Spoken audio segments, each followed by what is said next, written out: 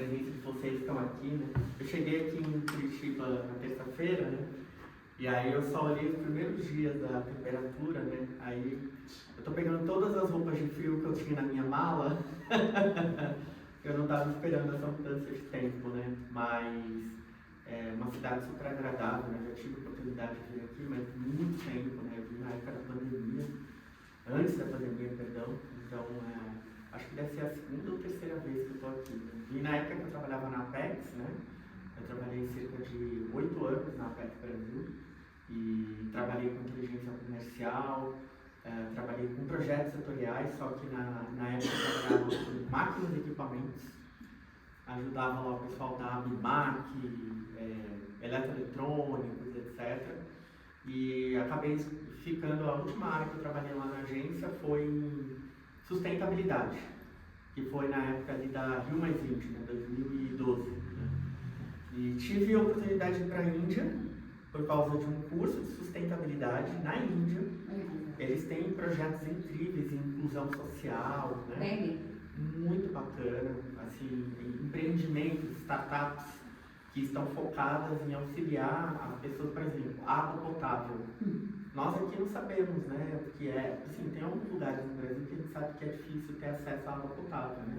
Mas na Índia é uma coisa, assim, quase que toda cidade tem problema com acesso à água potável.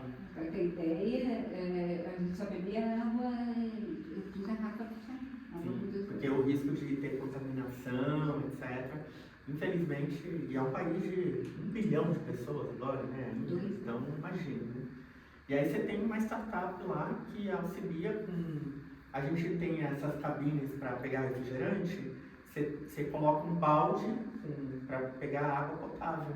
Sai a água potável ali, você paga R$1, por exemplo, né? Então, você está tornando acessível, né? Um item que é básico, né?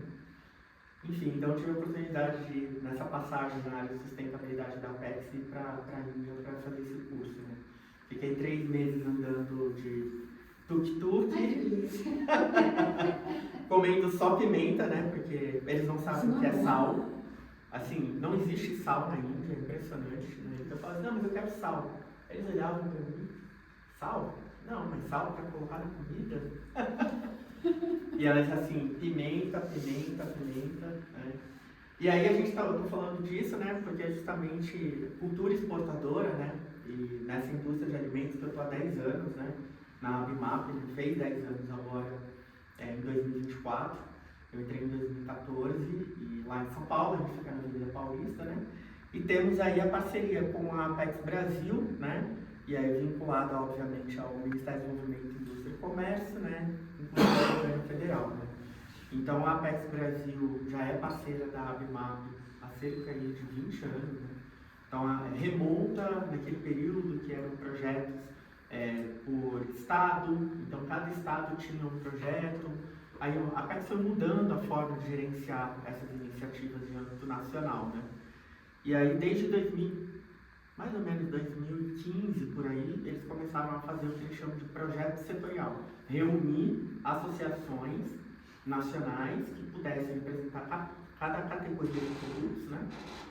E aí, clusters produtivos, de alguma forma, tem um entendimento de que há uma unificação de uma cadeia produtiva para levar isso para o mercado internacional. Então, o projeto setorial da ABIMAP vem da época da ANIB, né, que era só da indústria de biscoitos, né? E aí houve a fusão com 2 associações, né? Então, a ANIB só representava a categoria de biscoito com massas, pães e bolos, que era a BIMA, e aí em 2015 funda a ABIMAP. Então, desde 2015, a gente tem a ABIMAP. Então, vou fazer um spoiler aqui, a gente está lançando em breve uma nova marca. A Juliana, que está aqui com a gente hoje da Vapsa, é uma das integrantes do nosso projeto setorial. Aí vocês vão pensar, mas a Vapsa, o que a Vapsa está fazendo no projeto da ABIMAP? Eles têm espaguete de pupunha, né? Então é uma forma diferente de ver o produto, o espaguete, né? E às vezes eu até falo, né, que é importante a gente representar a categoria do produto. O ingrediente, a matéria-prima e a inovação de cada empresa, né? Então você está dentro, por exemplo, qual é ali o par de um produto de espaguete de pupunha? Ou palmito, né? Ou você vai estar próximo da categoria de macarrão, porque o consumidor vai olhar dessa forma, né? Fora outros produtos que a Mapsa tem no portfólio, né? Quinua, linhaça, então que tem uma conexão com produtos da Abimap. Então, quando vocês olham para a associação, biscoito, massa, pão e bolo, mas aí a gente agrega outros produtos justamente por conta do projeto setorial com a Apex, né, principalmente, para auxiliar as empresas que não têm um ente nacional que possa representar essa categoria de produtos. Então, é o exemplo de molhos, geleias, temperos, que não tem uma associação representativa em âmbito nacional, né, que acolha de forma específica essa categoria, né.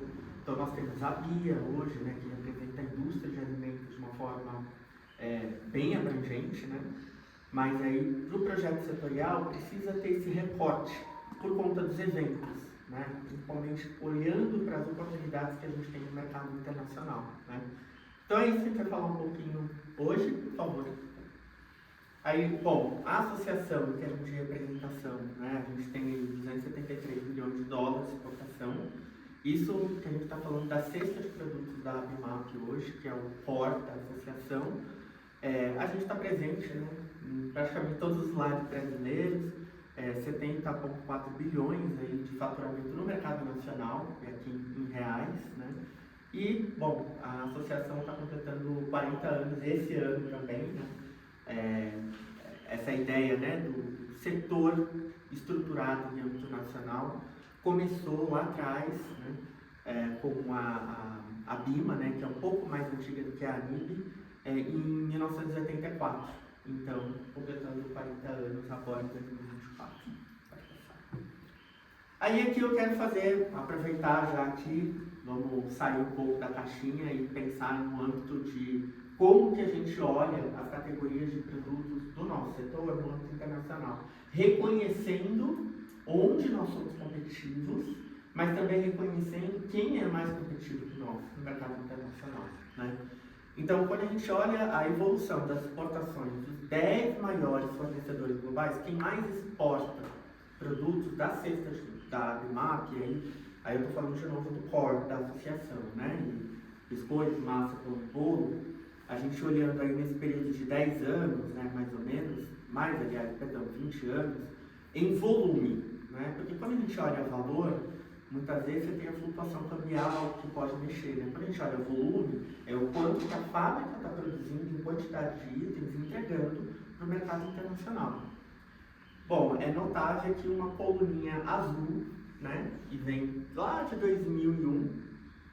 Olha, em 2001 como era discrepante, hein? Mas vem e ela continua lá em cima.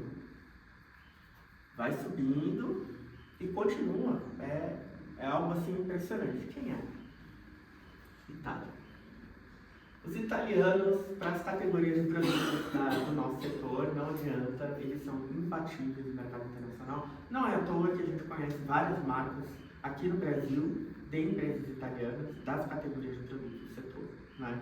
E a discrepância é notável, né? Então eu fiz até essa linha de código pontilhado aqui azul, mostrando, né, que a Itália supera essa margem mais próxima, né, que o segundo e o terceiro concorrentes globais, vamos dizer assim, né, a Alemanha e a Turquia, que estão aí num patamar de um pouquinho acima de 2 milhões de toneladas ano, né? Isso aqui antes da pandemia se fortalecer, vamos dizer assim, né? A gente tem aqui 2020 como o primeiro ano efetivamente da pandemia, né? Então o ano fechado, tá, do ano de 2020. Mas ainda assim, vocês notam que no primeiro ano da pandemia não tem uma mudança drástica, né, do gráfico, né? O Brasil, as nossas exportações tiveram uma alavancagem absurda em 2020, 2021, 2022, por conta de uma dinâmica de logística. Os países começaram a ter problemas, nós começamos a ter problema para exportar marítimo, né, Ju? Sim. Preços de frete marítimo absurdos, assim, fora que você poderia até pagar o frete, mas não tem carga disponível, né? O booking não fechava o booking. 2 meses, 3 meses para você conseguir embarcar. Ou seja, a alternativa é vamos focar onde a gente consegue entregar rodoviária, América do Sul. Então as nossas exportações saíram de cerca de 60% voltado para a América do Sul para 85%. A gente concentrou as nossas exportações muito para a América do Sul. o que nos deu uma certa vantagem do ponto de vista de tirar os nossos concorrentes europeus, como os italianos, por exemplo, e conquistamos um espaço na América do Sul qual é o nosso desafio hoje? É conseguir manter esse espaço conquistado, o que não é fácil, porque essa turminha aqui é pesada, né? Os italianos, os europeus de uma forma geral, se a gente for olhar a tradição, a cultura de negócios na Europa, né? São países pequenos e que têm, obviamente, demanda de consumo de produtos alimentícios do mundo inteiro. Então, se a capacidade de consumo do país é limitada, o que eu vou fazer? Vou para fora. Então, a cultura exportadora na Europa já é uma coisa tradicional. Países, Itália, França, Reino Unido, né? E aí a gente está vendo, né? Os nossos principais concorrentes, né? Itália, Alemanha, a Turquia é super agressiva, né? Para algumas categorias de vocês também, né? E aí, vou falar um pouquinho sobre os Estados Unidos, Bélgica, França, Países Baixos, né? Então, vocês veem a quantidade de países europeus, que são países pequenos, do ponto de vista geográfico, né? Mas que tem uma potência, né? De fábrica, capacidade produtiva, escalabilidade, né? Nas indústrias, para poder atingir diferentes mercados. E o que resulta em eles estarem entregando produtos para o mundo inteiro, né? E os Estados Unidos, apesar de estar aqui entre os principais, ele não é o principal. Mas aí a gente vai entender. Pode passar o slide. Os Estados Unidos estão aqui, ó. Olha a inversão. A Itália é o principal fornecedor. Os Estados Unidos são os principais compradores mundiais hoje. Ah, mas e a China? A China está aqui, ó. A China também exporta produtos da cesta ABMAP, e aí notadamente massa instantânea. Eles são muito fortes, imagina. Eles têm gôndolas e gôndolas de massa instantânea, uma coisa absurda. O Cup Noodles que a gente tem aqui, eles têm pratinho redondo, pratinho quadrado, pratinho em relevo, é absurdo, assim, as categorias de massa instantânea na China e a quantidade de fornecedores, né, que existem dessa categoria. Mas está aqui o nosso principal alvo, né, que hoje é um dos mercados-alvo do projeto, aliás, sempre foi, nos Estados Unidos é um mercado que todo mundo quer. Onde você quer que o seu produto esteja presente? Eu quero que ele esteja lá em Nova York, em Miami, em Los Angeles, em Chicago. É o meu desejo, eu quero colocar meu produto lá. Mas isso aqui não é segredo para ninguém, né? O que acontece? Competição absurda no mercado americano. Por que a gente não consegue sair da bolha do que a gente chama mercado da saudade? O mercado da saudade é o mercado de brasileiros residentes nos Estados Unidos que tem saudade dos produtos alimentícios que ele consumia quando ele morava no Brasil, né? Mas ele tem saudade do quê? E ele vai pagar em quanto? Vai comprar o feijão da Vapsa pronto para consumo, bonitinho ali, nossa, já parece uma feijoada, você abre, né? Não, eu vou comprar o feijão, né? Eu vou colocar na panela de pressão. Porque o feijão da Vapsa é muito caro, né? Então, será que a categoria, né, de produtos da Vapsa entra na saudade? Não, mas eu tenho uma mandioquinha ali no portfólio, eu quero ver ter um americano com mandioquinha lá e tal. E aí o brasileiro vai sempre olhar para aquilo que é mais barato. Então, a chance de você ser substituído por uma outra marca, inclusive marcas locais, é o caso, por exemplo, do pão de queijo. Tem muitas empresas nascendo hoje nos Estados Unidos, dentro dos Estados Unidos, fabricando pão de queijo. E aí as nossas empresas de pão de queijo aqui do Brasil querendo exportar para os Estados Unidos e não conseguem furar a bolha, porque já tem um mercado local de pequenas fábricas. Às vezes o volume não precisa ser tão grande para atingir determinadas regiões dos Estados Unidos. E a gente aí começa a briga no preço, né? Então você encontra produtos na gôndola, né? Não sei se vocês já chegaram a ver no passado, em época de Natal, sobre panetone. Ah, o panetone da Balduco, o panetone da Panko, tudo mais barato nos Estados Unidos. Que absurdo, a gente está pagando caro aqui no Brasil, porque lá é um produto novo, panetone, ainda é considerado um produto novo, independente se é italiano, se é brasileiro, etc., né? E a gente precisa ganhar força de marca. Então, as empresas, eu vou colocar o produto como premium para quem? Qual é o mercado? Então, é um mercado que você vai ter que investir muito, né? E uma das alternativas que a gente tem buscado no mercado americano para conseguir furar essas bolhas, né, de conseguir entrar no mercado mainstream americano, o americano nativo, são as marcas próprias. E aí, puxa, mas você tem que incentivar a marca brasileira, né? Sim, a gente tem que incentivar a marca brasileira, mas até onde vai o seu esforço de marketing, né? Até onde a sua empresa tem capital para conseguir investir na sua marca, fazer trade marketing, né? Repositor nos Estados Unidos é mega caro. Quem não faz mercado brasileiro aqui, né? Acho que a maioria de vocês já conhece a dinâmica do mercado nacional. Repositor no Brasil é um problema.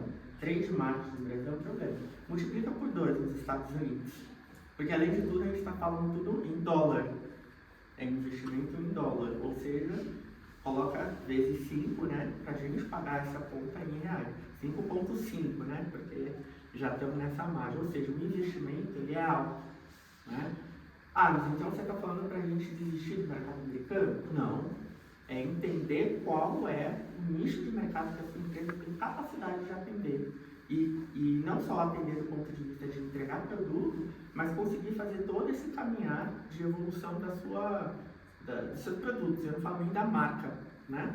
Então é um caminho que muitas empresas estão buscando no mercado americano, é trabalhar a marca de um varejista local.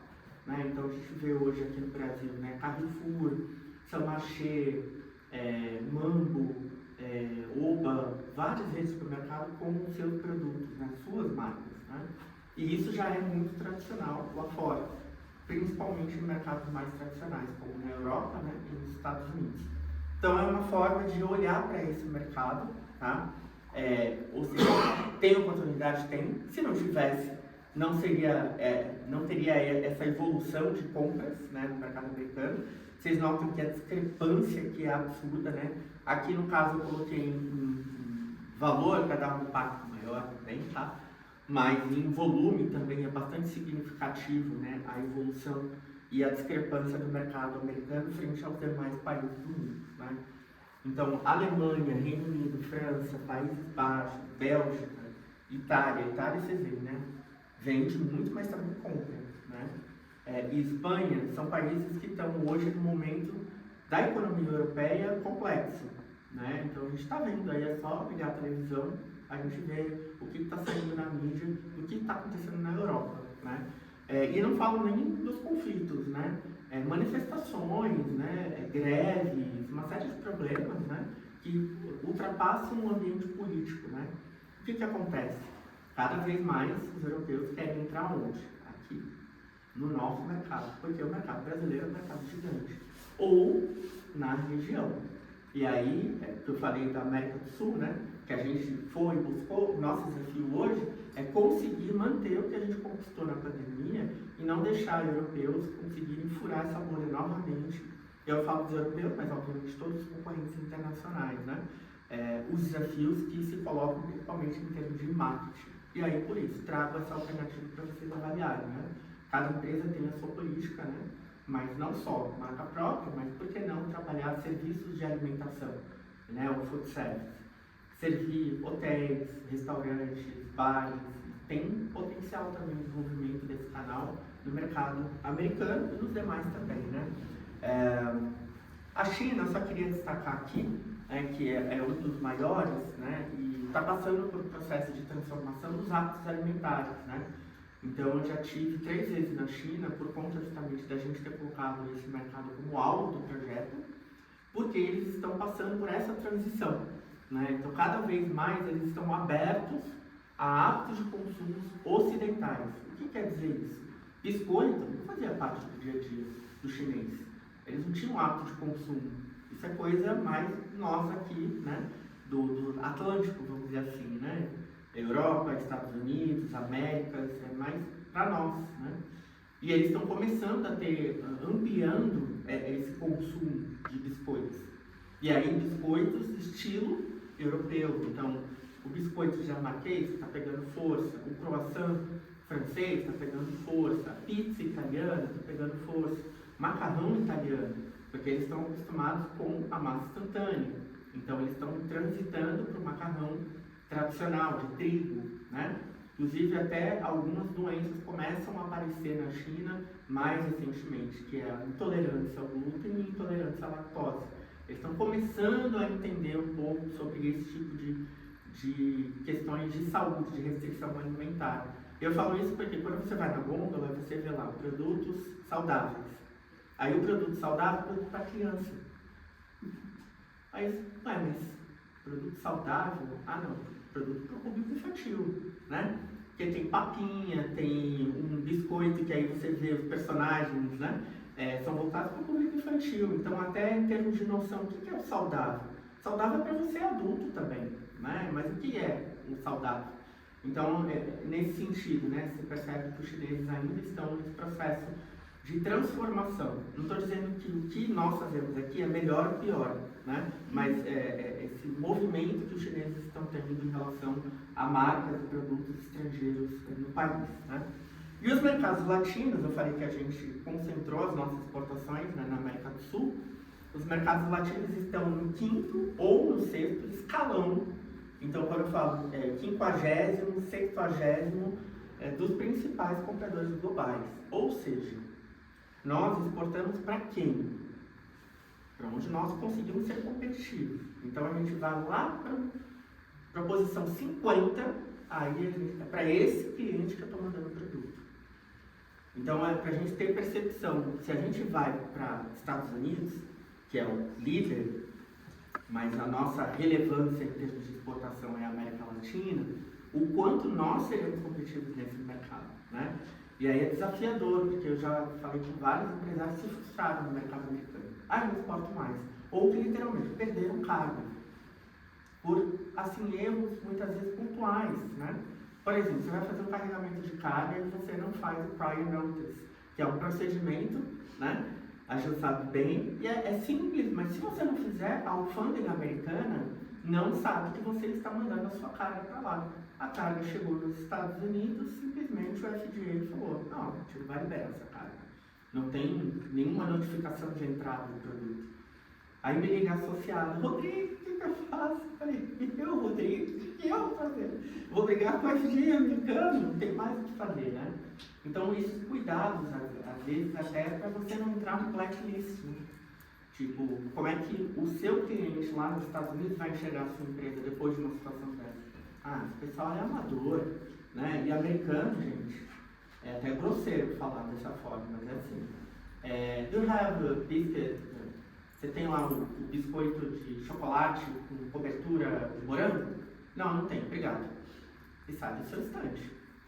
Não, mas eu quero saber. Não quero. Eu quero um biscoito de chocolate com cobertura de morango. Você tem?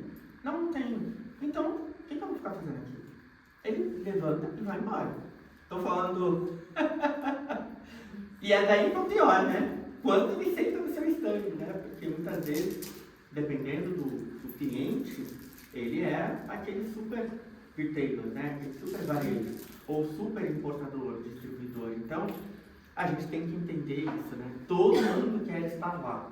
Então, a gente tem que ir com humildade, entendendo que vai levar tempo, mas que a gente não pode deixar de apostar nesse mercado. Dada o grau de competitividade que a gente pode ter, inclusive em âmbito logístico, né? A gente está próximo dos Estados Unidos, né? Então, se os europeus estão conseguindo entregar produto nos Estados Unidos, por que eu não estou conseguindo entregar? Então, a gente é competitivo, mas a gente tem que saber o formato, né, ideal. Pode passar. Bom, e aí, assim, só para ilustrar para vocês, né, a nossa posição no mundo. Esse gráfico ilustrativo, né, mas ele mostra a concentração, deslocamento de produtos no mundo, né? Então, em âmbito global, né, Brasil estando aqui, e esses pontinhos são as categorias, né, de produtos. Então, para a gente entender nós aqui de alimentos, a gente olha para o azul, né? Então, a gente tem bastante azul aqui na nossa região, até porque a gente é um grande exportador de commodities, mas em termos de quantidade, concentração de produtos versus o que está nessa dinâmica global, a gente ainda é pontinho, a gente não consegue fazer uma linha pelo volume, pela frequência, né? E isso em relação a algumas regiões do mundo, principalmente no hemisfério norte, que concentra esse deslocamento de produtos. Então é desafiador de fato, de novo, A Europa está entregando produto lá nos Estados Unidos. E aqui eu estou mandando um pouquinho ainda, né? É para a gente entender, assim, o desafio, mas não desistir, sabendo que informação é um elemento chave para o sucesso para o mercado americano. Pode passar. Isso eu estou dando um exemplo dos Estados Unidos, mas serve também para os outros países, né? E a gente reconheceu o nosso tamanho também, né? A gente precisa explicar ainda quem é o Brasil, tá, gente? Não é bobeira isso não, tá? Porque ainda tem gente lá fora que acha que a capital do Brasil é Buenos Aires, né? Eu sei que é difícil, às vezes, para o estrangeiro falar Brasília. Vai ser difícil, porque na cabeça dele, muitas vezes, vai estar Rio de Janeiro, que é a cidade mais famosa do nosso país lá fora, né? Ou, eventualmente, São Paulo, ou alguma outra capital, né? Mas Buenos Aires, né? Então, a gente precisa explicar o tamanho do nosso país. Agora a gente entra numa nova pauta com esses problemas que a gente teve recentemente, que todo mundo no Brasil sofreu, que foram essas fumaças todas, né, que aconteceram, de queimadas, né? Explicar, falar sobre a Amazônia é importante, a gente ter um posicionamento claro, não defensivo, né, mas um posicionamento de sustentabilidade. O nosso país tem feito aquilo que é possível nesse tema, mas a gente não controla tudo, né? Por quê? Porque já tem muita mensagem negativa do nosso país lá fora.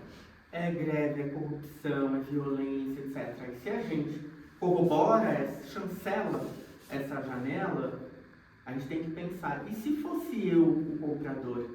Se colocar no lugar do comprador, eu vou comprar de um país que eu vejo que é complexo, né? Então, para a gente até ter um discurso que possa incentivar aquele comprador, de fato, reconhecer o tamanho, a dimensão do nosso país. Então, o estado aí do Paraná é do tamanho do Senegal, é um país do continente africano, né, que tem a sua relevância, né, mas o tamanho desses países, né, por exemplo, Amazonas, que é o tamanho da Mongólia, a gente consegue enxergar a Mongólia muitas vezes no mapa mundi, né, mas reconhecer que o nosso estado do Amazonas também é gigante, né.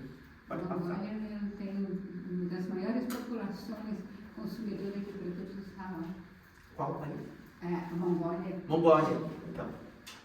Ou seja, e até em termos de oportunidade, nessa referência, né? Imagina, por exemplo, Tajiquistão, a gente nem sabe direito onde que fica no mapa, né? Mas será que o pessoal lá de Tajiquistão sabe onde o Brasil fica no mapa? Às vezes a gente também tem que se explicar para esse pessoal todo. Aqui foi só para dar uma ideia da dimensão do nosso país. Olha quantos países cabem no nosso país, né? É realmente desafiador, pensando do ponto de vista de dimensão geográfica. Pode passar. Bom, então, em termos de posicionamento internacional, o faturamento da indústria hoje, o Brasil é o terceiro colocado no mundo para biscoitos, né? A gente só perde para os Estados Unidos e para a Índia. Aqui eu estou falando de vendas no varejo, né? Então, vendas dos produtos independentes, né? Se biscoitos doces ou salgados, pode passar. Nós somos também o terceiro maior de massas alimentícias, tá? Depois esse material vai ficar disponível para vocês, tá? Então, Estados Unidos e Itália estão na nossa frente para massas alimentícias, né? Itália, de novo, além da exportação, né, da entrega do produto, eles têm um alto faturamento dentro do próprio mercado, né?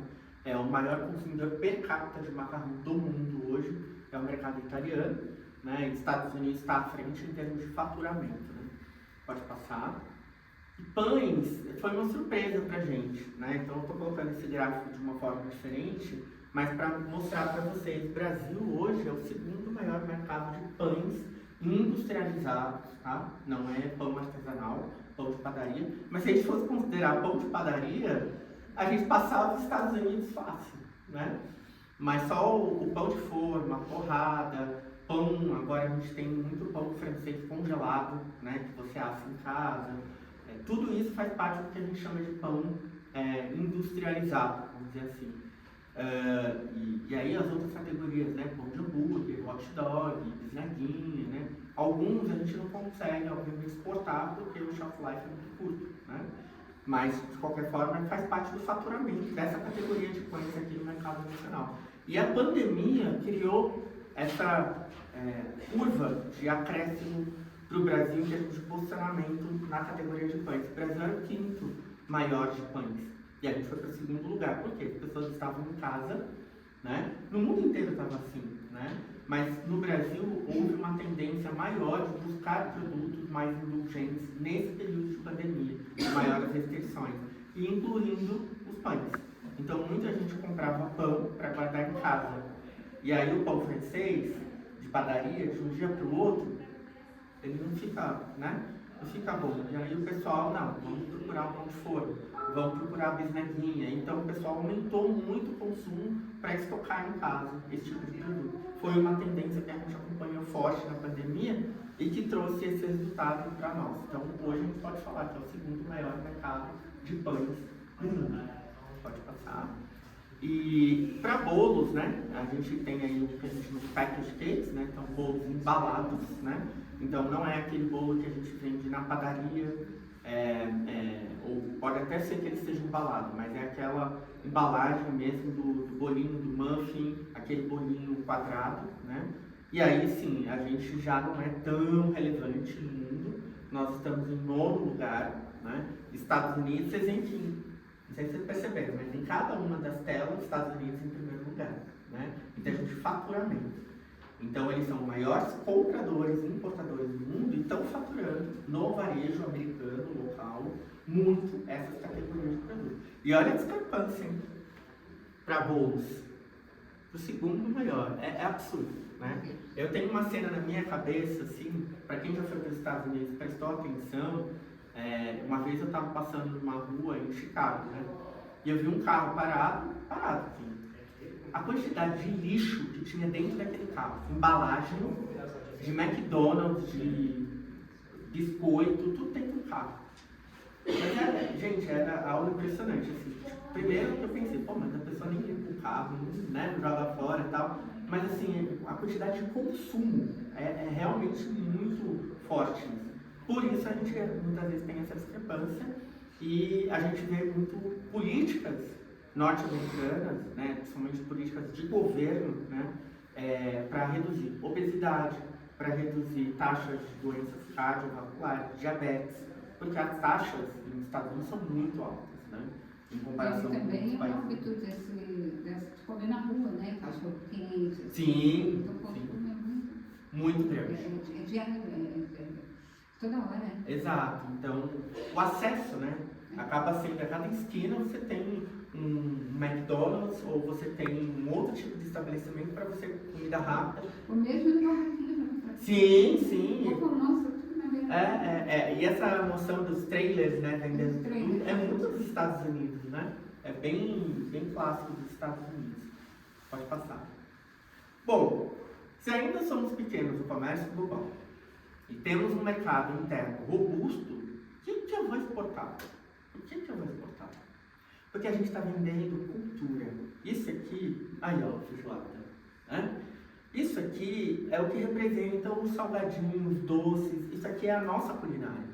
É a cultura brasileira. Não estou falando que é só isso, né? Aí tem o churrasco vem acompanhado do pão de alho, da farofa, mas o estrangeiro não sabe o que é farofa.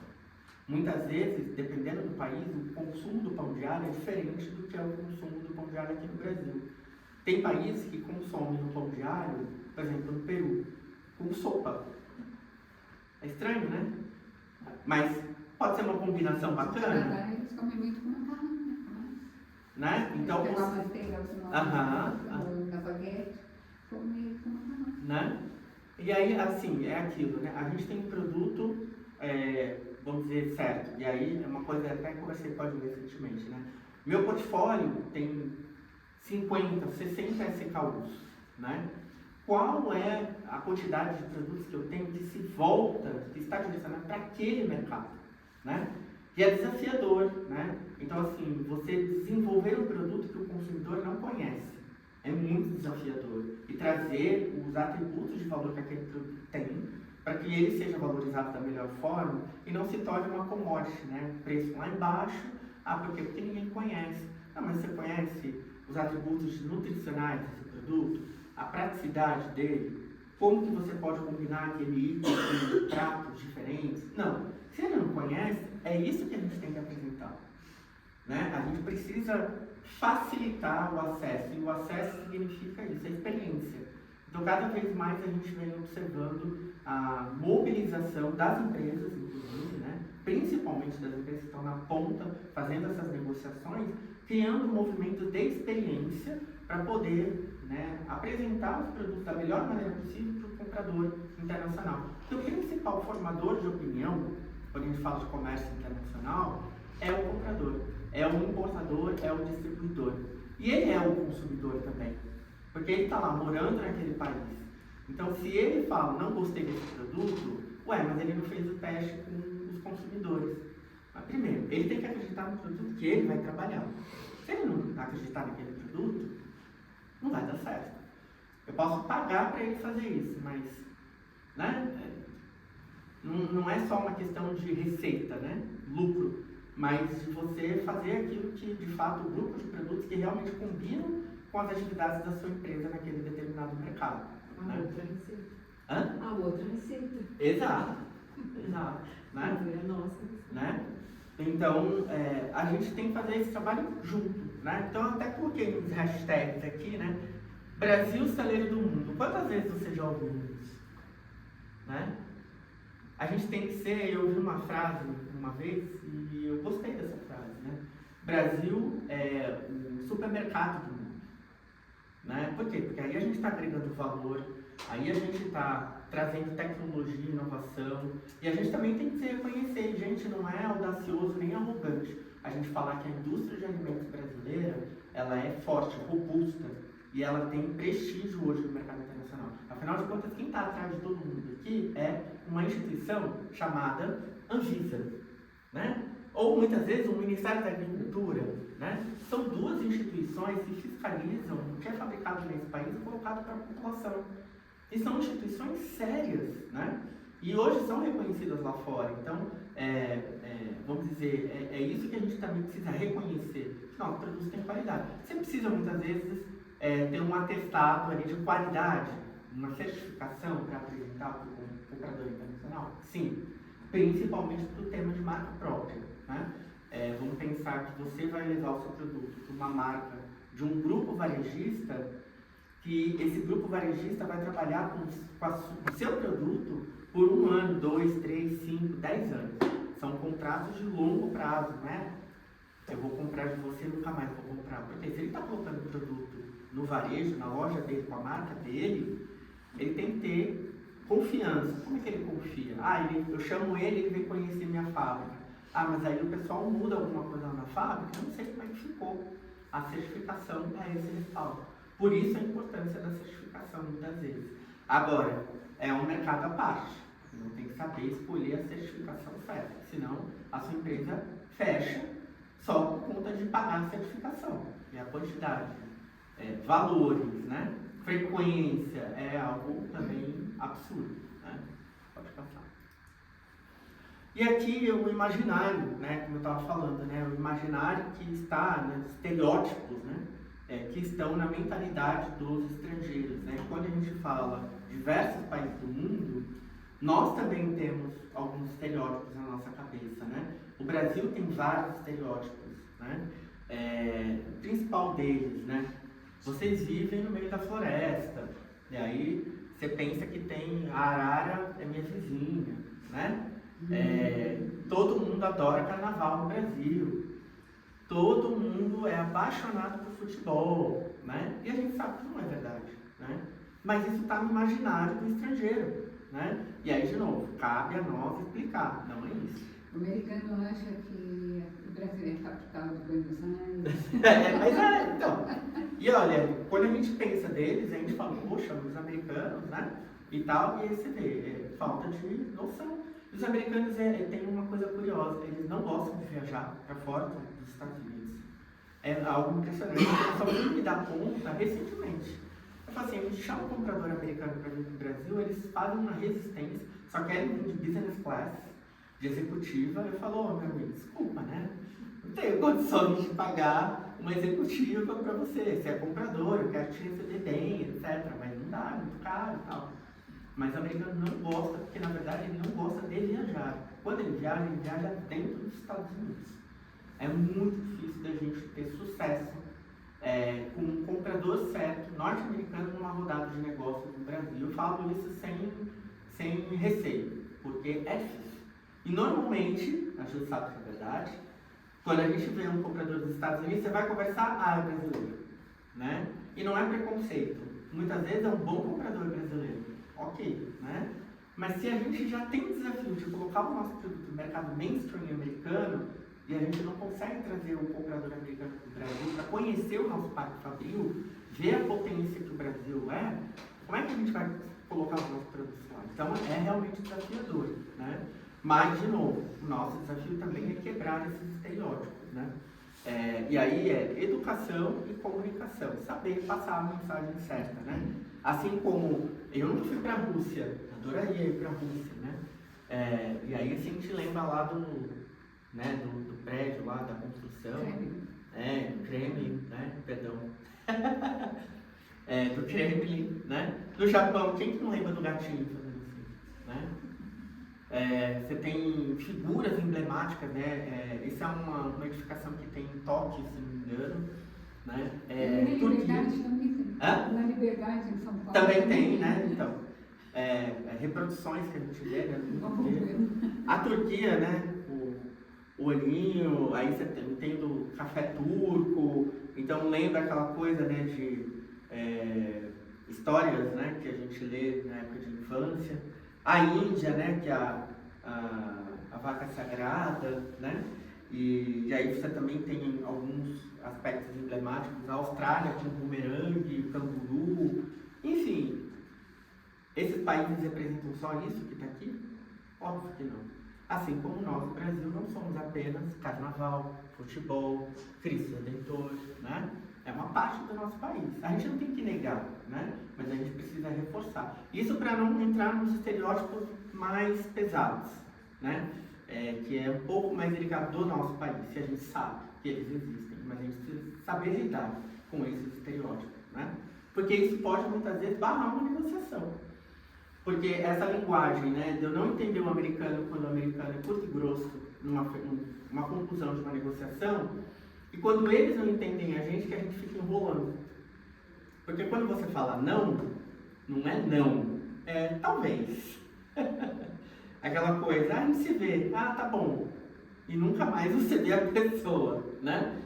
Para o americano, aquilo é uma afronta, do tipo, se você falou eu vou te ver, ele vai ficar esperando, né? E aí você simplesmente ignora. Então, essas questões tênues de cultura, né, para nós que trabalhamos na indústria de alimentos, porque é isso, né, eu falei de alimentação relacionada à cultura, porque tem esse peso, né, pode passar. E aí, só para reforçar, nós somos isso, mas também somos economia, nós temos tecnologia, né, várias startups brasileiras trabalhando, né, hoje mesmo eu estava na fábrica da IBBT. A gente teve uma conferência aqui em Curitiba, né, que é a Business People Conference, é uma conferência mundial de biscoitos, eu estava participando, e hoje de manhã a gente foi na IBBT, que é uma fábrica que fica em Colombo, que é aqui perto, né, na região, e é uma indústria de biscoitos, né, e assim, extremamente tecnológica, linhas de produção, né, praticamente sem contato humano com o produto, né, o estrangeiro sabe disso? Ele vai achar que vai entrar numa fábrica do Brasil e vai ter o papagaio, né? Não, limpeza, assiduidade, cuidado, né? Toda fábrica que eu fui, nesses meus 10 anos de associação, vai ter que colocar luva, a botinha, colocar a roupinha, vai ter que colocar, né? Ou seja, o cuidado, a atenção, né? A máscara para quem tem os homens, né, com barba, as mulheres que estão ali com esmalte alguma coisa, tem que colocar luva. Então, assim, isso é um ponto, apenas uma questão, né? Mas, assim, cuidado na segurança alimentar que a gente tem, rastreabilidade, e aí, de novo, né? A gente tem órgãos de controle super severos no Brasil. Então, isso é o país que a gente quer mostrar, né? Que não é só o carnaval. Então, isso aqui são peças de comunicação se não me engano, da Economist, não sei se aparece aqui, mas da Economist, daquelas milhões de capas que eles fizeram do Brasil, né? Algumas boas, outras não tão boas, né? mas saíram peças de comunicação assim. Então, mostrando um outro lado, né? E aí eu doing business, né? Em Brasil, tá? Pode passar. Bom, então onde nós estamos no mundo, aí é o tal do mercado da saudade, né, que eu falei para vocês, os brasileiros residentes no mundo. Hoje a gente tem muito presença de brasileiros nos Estados Unidos, já está chegando aí a cerca de 2 milhões de pessoas lá nos Estados Unidos, tá? Na Ásia, notadamente no Japão, né, então bem concentrado no Japão, deve estar chegando aí a casa dos 500 mil brasileiros lá. A principal comunidade hoje ali na Ásia de brasileiros é no Japão, a oceaniana mais na Austrália, tá? E aí a gente tem outras regiões do mundo. Você vê que na América do Sul, apesar de estarmos, né, fazendo fronteira com vários países da América do Sul, nós não temos tantos brasileiros. E isso aqui é um mapeamento do Ministério das Relações Exteriores, né? Então pode não ser tão preciso, porque às vezes a gente não tem um controle específico, né? Eu achei curioso que a fonte é a Family Church, né? Entendi? A Family Church, que é a fonte, né? Ah, sim. Não, mas do Ministério das Relações Exteriores, né? Eu cheguei a checar esse número, foi mais para eu pegar o gráfico, sabe? Até para eu ter essa noção aqui de espalhamento. Porque eu sei do número de consulados que a gente tem em cada uma dessas regiões. Sim. Dá para ter uma ideia. Agora, esses números, eles fazem acompanhamento, né, de acordo com a emissão de visto ou até de passaporte. E, assim, não é um controle muito preciso, né? Porque muitas vezes eu tenho conhecidos meus que deram baixa no Brasil, que foram para o exterior, não voltaram, mas não fizeram a regularização de visto, né? Então, e aí muitas vezes, como é que fica esse controle no governo, né? Principalmente que aí é a conexão dos ministérios, né? Que é aquele pessoal da alfândega, né, que faz o controle de passaporte, né? Que muitas vezes não passa a informação para o Ministério das Relações Exteriores, ou quando passa defasado, né? É uma pena, né? Essa é uma informação que seria muito interessante para todo mundo ter precisa, né? Para até a gente poder ter uma noção de quanto vale a pena eu trabalhar no mercado americano, né? Então, os Estados Unidos têm um mapeamento, né? Eu cheguei a ver uma vez, de latinos nos Estados Unidos, né? E aí, notadamente, né? Flórida é muito grande a concentração de latinos, aquela região né, que fica fronteira ali com o Caribe, né, e que vai ali para o Atlântico, né, nos Estados Unidos tem uma concentração de latinos. E, obviamente, na Califórnia, ali na divisa com o México, né, mas a gente não tem uma precisão de alguns números. De qualquer forma, é só para dar essa dimensão para vocês que é esse o mercado que a gente vai trabalhar. São só os brasileiros que moram fora do Brasil? Pode passar. Então, a gente precisa entender essa mesa aqui. A gente vai sentar na frente do coreano, do britânico, do japonês, do canadense, do sul-africano, do árabe. Às vezes é intimidador, né, por conta da vestimenta, né? Então, a mulher, principalmente, tem uma certa questão ali cultural e da religião, obviamente, né? Mas as mulheres hoje, a gente tem uma atividade dentro do projeto, Heloísa está participando também, né, que é o ABMAP International para mulheres, para justamente, né, a mulher ela tem um papel fundamental na tomada de decisão na área de alimentos, né? Mas por que não é a mulher que está à frente dos negócios no alimento, no mundo, principalmente da indústria brasileira, né? Então, hoje a gente tem ali um grupo de executivas, de empresários que estão trabalhando com a gente no projeto, está sendo muito bacana a troca de informações, né? Às vezes é pontual, mas isso fortalece o grupo, até mesmo para compartilhar oportunidades, né? A gente já tem visto esse tipo de iniciativa entre as empresárias, mas a gente tem que entender esse contexto, porque é aí que a gente sai da bolha do mercado da saudade, né? Então é desafiador, de fato, sentar e se deparar com essa realidade. Pode passar.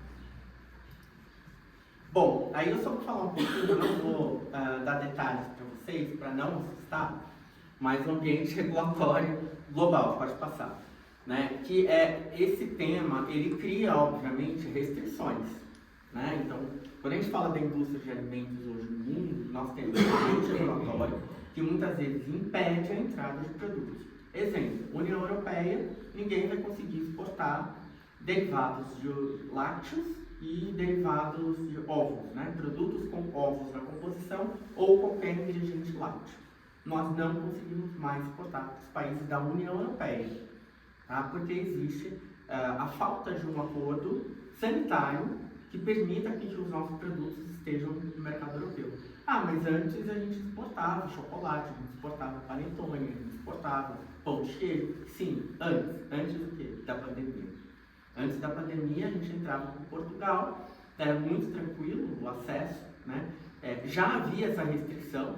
No entanto, os europeus, durante a pandemia, por todos os problemas que aconteceram na Europa, eles começaram a restringir tudo que tinha de norma, eles começaram a atender a normativa ao pé da letra, né? E isso fez com que a gente encontrasse muita dificuldade na Europa.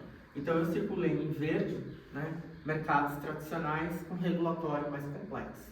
E complexo do ponto de vista da sofisticação do regulatório. Quando você acha que você encontrou tudo da norma, vem uma outra norma. E aí você tem mais uma cláusula para ler. E aí a embalagem tem que ser em inglês, em francês, em espanhol, não sei o que, nananã, e você fala, gente, né? É complexo, tá? Tem oportunidade, principalmente para quem não trabalha com derivados de origem animal na composição do produto. E aí, por que eu estou falando de uma forma mais abrangente, derivados de origem animal?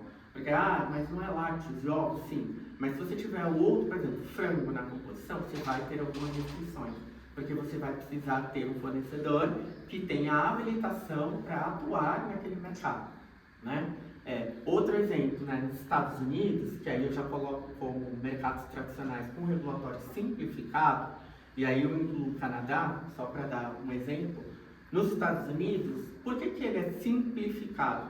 E aí é o ponto de vista que nós estamos trabalhando internamente. Porque está tudo claro, está lá, está no site do FDA americano. E o americano, ele não vai pedir mais do que está lá. É aquilo que está lá. Você seguiu? Ok. Já no Brasil é diferente. Já na Europa, eventualmente, chega o produto lá, mas está faltando. Mas está faltando por quê? Não está falando, não, mas aqui na fronteira do país tal, a gente pede tal documento. Mas não tem no site. Não, mas a gente tem aqui na normativa XY, surge uma normativa, né? Quantas vezes já passou um susto de ficar sabendo que tem tal coisa que está faltando, né? E nos Estados Unidos e Canadá é muito mais simples desse ponto de vista. Você leu tudo, você se certificou, olhou a normativa, então a chance de dar problema nesses mercados é menor. No entanto, não aceitamos produtos, por exemplo, frango, porque não temos acordo sanitário. Não vai mandar coxinha para lá. Se chegar a coxinha na alfândega americana, vai voltar ou vão incinerar sua carne. Porque o Brasil não tem acordo sanitário para frango. Porque nesses 10 anos de Abimap, que já teve de empresa que me procurou para exportar coxinha pronta, congelada, não está escrito, né? É uma baita oportunidade? Poderia ser. No entanto, não temos acordo. Pizza de frango, não podemos exportar. Então, qualquer ingrediente que esteja nessa lista de proibido ou que não tenha um acordo sanitário, a gente não vai conseguir mandar. Em azul, eu estou destacando aqui México, a América Latina, né, como América do Sul, né, principalmente, os países do norte da África e alguns países da Ásia, tá, que eu estou colocando como mercados em desenvolvimento e com regulatório avançado. Avançado por quê? Porque ele já tem um grau de sofisticação frente a alguns anos atrás. Exemplo, para quem está na indústria de biscoito, né, enfim, massas e tal, agora vocês vão ter para todos esses países o tal do alto em, né? Então, dependendo da empresa, do produto, do portfólio, você vai ter alto em açúcar, alto em gordura, alto em sódio, né? Alguns países têm até alto em calorias, né? No México, por exemplo, você tem uma sobretaxa que é cobrada para a quantidade de açúcar adicionado no produto. Então é cobrado na venda do produto. Então é como se fosse um ICMS adicional que é pago por uma empresa que está com um produto no varejo com açúcar acima do limite da legislação. Ou seja, é sofisticado, né? Para um país como o México, por exemplo, que tinha um regulatório muito tranquilo. Mas por que eu estou falando isso? Porque é a realidade. A pandemia parece que foi assim. O pessoal estava em casa, Não tinha que fazer, aí os engenheiros responsáveis pelas vigilâncias sanitárias começaram a escrever norma, entendeu? Ou então, olha aqui, gente, essa norma não estava mais sendo cobrada, vamos cobrar, né? Porque o compliance aumentou de forma sem precedentes, né? E o próprio consumidor ficou mais exigente, não? Também, mais atento, Porque, né? mais atento, porque ele Exato. relaciona, por exemplo, a pandemia, a falta de imunidade. A falta de imunidade tem a ver com a alimentação. Uhum. Então, criou um ciclo. É um ciclo, né? Então, até por um perigo, né, do tipo, esse profissional, ele também é consumidor, né? Então, por exemplo, nossa, a gente no começo da pandemia não tinha aquela história de jogar álcool gel nos produtos que você comprava no supermercado, né? Muita gente divulgou isso, falou, etc. Mas isso é só para a gente poder ter um precedente do quanto as pessoas estavam preocupadas, né? Imagina uma alfândega recebendo produtos no meio da pandemia, com falta de profissionais, né? Com pessoal, muita gente, né, precisava ficar em casa, estava doente, estava com Covid, etc. Então, a loucura que foi isso. Por isso, muitos regulatórios aí se complicaram. Essa região também tem algumas particularidades do ponto de vista de idioma, que é um complicador, né? Então, China, a legislação chinesa está em mandarim. E aí, gente, é um problema sério isso, né? A tradução. Né? E aí é aquela coisa, o que eu traduzo como eu vou, lá na China eles podem entender fui. E aí, na hora da frase, como é que eu vou ler aquilo? Sabe? Então, é perigoso isso, porque muitas vezes, né, eu cheguei também a falar com a Ju sobre isso, é muito tênue, e aí a segurança jurídica do seu negócio que está em jogo, porque você mandou um container, 2, 3, e aí você já fez aquele carregamento com aquela análise. Aí numa quarta tentativa, né? Então, a minha intenção aqui é mostrar para vocês, informação é super importante no tema de exportação de alimentos. Por quê? Não confie no que o importador passa para você. Não seja dependente do que o seu distribuidor lá fora vai falar para você. Porque, tudo bem, ele também tem interesse, obviamente, né? Ele se preocupa de que ele está, obviamente, trabalhando com uma empresa séria, idônea, responsável, né? E que vai fazer aquilo que ele está solicitando, perfeito.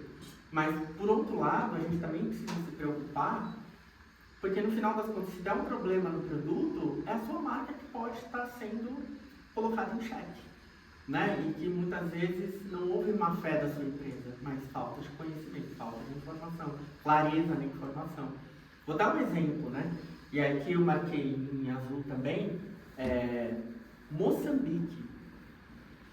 Moçambique criou uma normativa para cinzas nos alimentos. A quantidade, sabe aquela coisa que passou no forno o item e deu aquela queimadinha no produto? Obviamente que a OMS, né, a Organização Mundial de Saúde, tem uma série de aspectos que zelam por essa questão, né?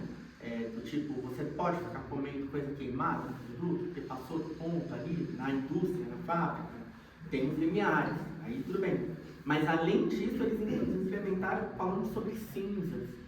Até eu, quando eu peguei aquilo, e gente, eu não sou engenheiro de alimentos, eu fiz relações internacionais, né? Então não tenho muito profundidade, né? Mas fui atrás de um engenheiro de alimentos, que é a nossa parceira na Avimar, para entender, mas por que eles estão cobrando isso? Não, porque isso pode estar prejudicando a saúde pública.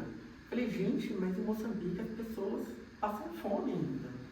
Só que o órgão regulatório foi lá e criou a norma. Né? Então, aí, puxa, mas está errado. Não cabe a mim, ou não cabe a mim, meu país, questionar o regulatório do outro país. Ou eu aceito, ou eu estou fora do mercado. Essa é a realidade. Então, só para dar esse panorama um pouquinho para vocês sobre algumas questões, né, de regulatório. Tá? Pode passar. Como eu falei, né, muitos temas relacionados à saúde pública, temas de sustentabilidade, a gente viu aí de novo a questão aí recente da Amazônia, né? Então, aspectos relacionados ao tema de sustentabilidade cada vez mais entram em pauta, documentação, tá? Derivados de origem animal, já dei esses exemplos, né? Gorduras e óleos vegetais, né? O óleo de palma, por exemplo, foi muito criticado no mundo afora, porque não era sustentável. Então tem, inclusive, um programa global, né, de fornecimento de óleo de palma sustentável. Então, alguns países possuem restrições, e às vezes a restrição não é regulatória, né, do governo, às vezes ela é comercial, ou seja, seu cliente não vai querer trabalhar com você caso você não esclareça para ele qual é a origem daquele ingrediente. Então, aí cabe a você falar, ok, vou apresentar o laudo, vou apresentar uma certificação ou não, né? Ingredientes ou subprodutos, né, considerados cancerígenos ou com algum aspecto que impacte na saúde, né? Então a gente tem o caso da acrilamida, que é justamente essa coisa queimadinha que se forma no produto, e é particularmente na Califórnia, tem uma legislação específica na Califórnia, ou seja, existem estados dentro dos Estados Unidos que criam aspectos específicos caso você queira negociar o produto, tá? Então não é uma legislação nacional ainda. Tenho uma dúvida. Por exemplo, a gente costuma ver por aí alguns produtos que ele tem aquela etiqueta que é colada em cima com essa descrição, né? E normalmente com vocês recomendam que façam esse projeto da etiqueta ou que já faz, conforme a quantidade, já uma embalagem específica para exportação só? Você fala do alto-end, seria? Para colar uma etiqueta? Toda a descrição. Se você vai no mercado, se vai no Face ou, por exemplo, você pega um produto importado, a maioria deles vem uma etiqueta colada só sobreposta em cima ali com um descritivo ou uma tradução. E lá nos Estados Unidos é a mesma coisa. Se você vai no mercado, vai no Walmart, compra lá um produto, também tem uma etiqueta. Isso é por uma questão de custo ou... Não, é porque, bom, se tiver algum problema naquele produto ou naquele lote de produtos, é a rastreabilidade. Quem é que está fornecendo aquele item? Se eu só tenho as informações das informações daquele produto na embalagem conforme é negociado no mercado interno, vamos dizer, o produto brasileiro que está indo para os Estados Unidos, se eu não tenho essa etiqueta com as informações, a principal dela é quem é o responsável por seu produto lá nos Estados Unidos, quem é o importador. Porque se tiver que acionar e fazer um recall do produto, não é você que vai se preocupar com isso, é o seu importador lá nos Estados Unidos. Mas quem é ele? Então, é obrigatório você apresentar esse tipo de informação. Mas tem informações que não são obrigatórias nos Estados Unidos. Exemplo, validade do produto. Né? Você não é obrigado por lei, né? O FDA, e às vezes nós aqui no Brasil, a gente fica incomodado com isso, né? Tipo, como que eu não vou colocar validade? Imagina, é alimento. Gente, o FDA não obriga. Se você quiser colocar o best before, você coloca, tá? Mas às vezes conversa com o seu cliente para saber a opinião dele, porque é ele o seu parceiro comercial, né? E por quê? Porque se não é obrigatório, algum aspecto pode haver de impacto comercial para o uso. Obviamente que a proposta não é que se está disponível, qual é a questão do best before? Se está disponível no ponto de venda, é que ele está apto para consumo, para venda. Se não está mais, se foi retirado da gôndola, é porque ele já está vencido. Esse é o entendimento do FDA, da população americana, das redes de varejo. As redes de varejo retiram um item sabendo, não, esse aqui já passou da validade, vamos ter que retirar, senão o vendido vai ter que retirar. Então é essa a noção, a lógica. Por isso que não tem o best before obrigatório. Mas, de novo, a política da minha empresa só vou trabalhar no mercado americano se eu colocar o best before. Ok, você vai ter que procurar um parceiro comercial que também aceite essas condições. Né? Porque, de novo, né, o FDA é assim, a legislação americana é bem interessante, né? Nós aqui no Brasil a gente legisla tudo, a gente cria regra para tudo. Aconteceu isso aqui, lei, né? Nos Estados Unidos não, aconteceu alguma coisa, criou um precedente, houve uma resolução X para aquele tema. Se acontecer mesmo problema de novo, a referência é aquilo que já foi pautado por outra situação lá no passado. Eu não preciso criar uma norma. Gerou problema? Vamos olhar para aquilo que aconteceu. Exato. A formação do direito americano tem esse precedente, né? Então, é uma forma diferente da gente entender, né? Desculpa. Cada local tem a sua normativa para esse tipo de lei. Como uma conversa com o Uruguai, e o mercado também totalmente à parte, fora do Mercosul. Sim. Lá eles têm seria o Ministério da Agricultura e Alimentos lá deles. Você manda o produto para lá, você manda a amostra, ele vai fazer isso lá, ele vai imprimir. Daí o importador é que toma conta lá. Sim. Não, mas é obrigatório você colocar na etiqueta. Mas cada país vai ter a sua normativa, Exato. independente de acordos. Exato. E até em termos de idioma, né? Então a obrigação de você, por exemplo, no Canadá, você tem que colocar em inglês e em francês, perdão. Inglês e francês, essa etiqueta, né? As informações do seu produto tem que estar nos dois idiomas. Então, assim, tudo aquilo que está na sua embalagem, se está escrito tudo em português, você vai ter que colocar na etiqueta explicando aquilo lá. E tem que tomar muito cuidado com o que a gente chama de claim nutricional nos Estados Unidos. Alto em fibras, cuidado, porque nos Estados Unidos, aí sim, você vai ter que comprovar. No Brasil, a gente não tem muito essa fiscalização, né? Assim, óbvio que já existem legislações específicas, mas o controle ainda talvez não seja tão forte. Tem empresas que se arriscam, né? Agora a gente tem uma normativa para integral, né? A Abimato chegou a participar, inclusive, né, da normativa de integral, ajudando, né, nas tomadas de decisões junto com a Visa, Ministério da Saúde, etc. Então hoje você já vê lá, não sei quantos % de ingredientes integrais, mudou a forma das empresas se apresentarem porque virou uma lei, uma norma. Então hoje não é produto integral, ponto. Porque, peraí, mas tem um que é 100% integral e tem um que é 1%.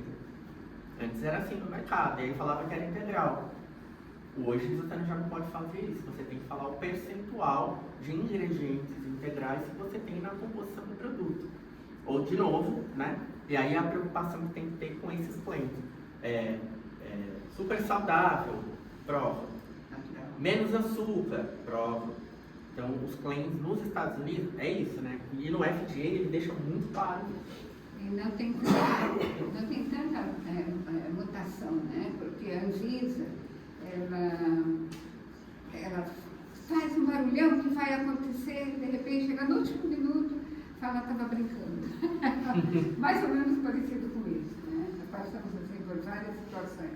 Mais recente, por exemplo, ano passado era para entrar a legislação nova da rotulagem e eu confesso a vocês, com a opinião pessoal, duvido que vai entrar, porque tem muito jogo de interesse. Então, eu acredito que isso acaba, de alguma forma, desvalorizando a nossa legislação, por conta dessa, sabe, desse jogo de interesses. Não é chegar, não, é aquele. É isso, exato, perfeito.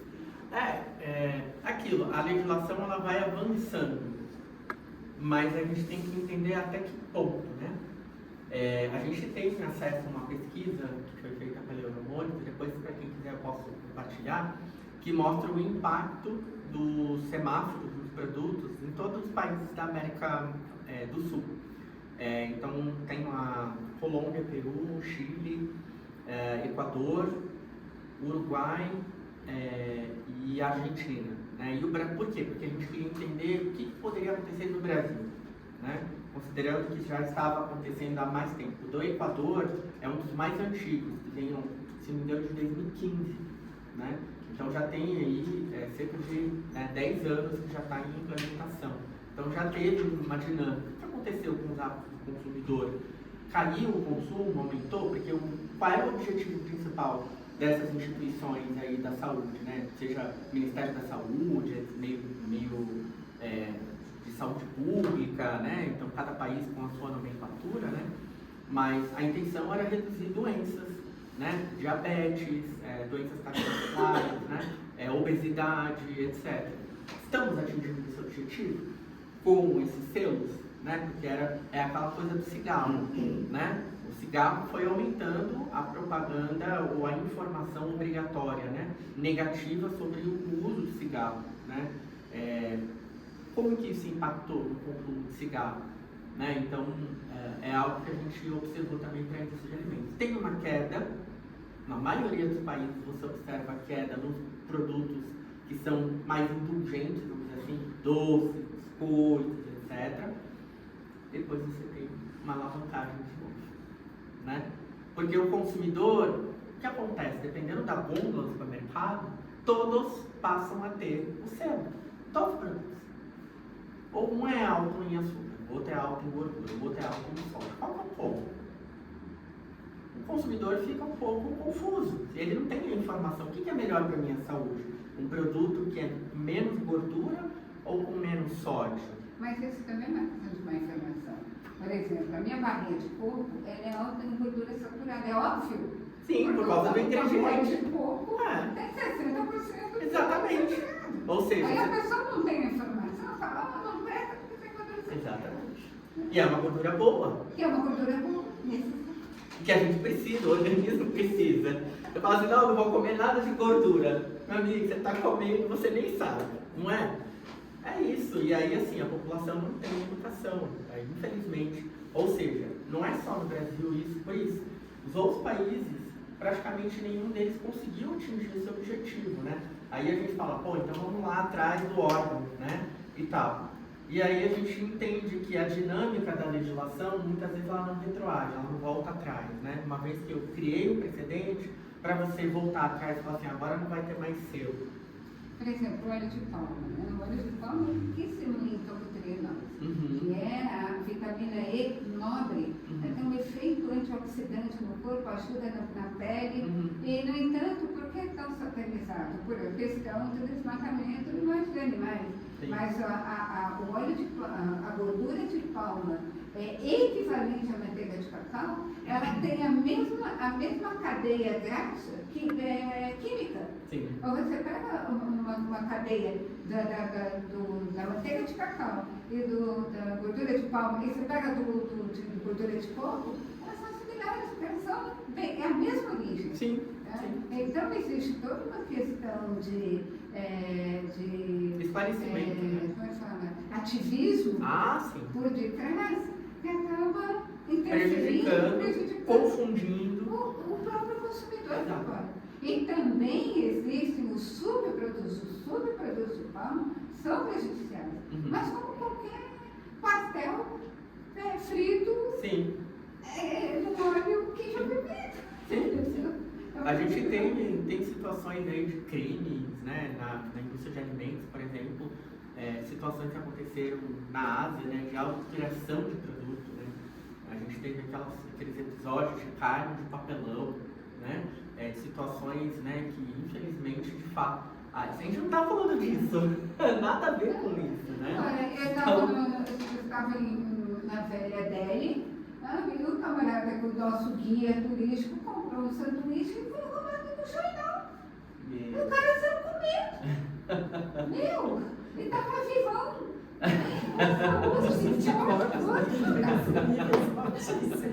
Fala no jornal. Não é? E come que é uma delícia.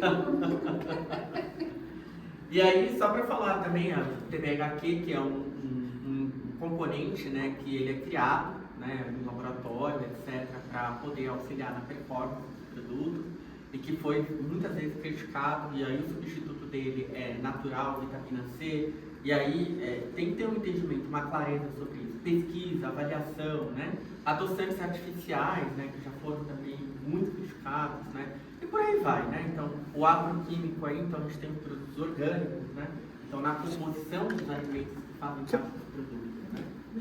Obrigado. Pode passar, por favor.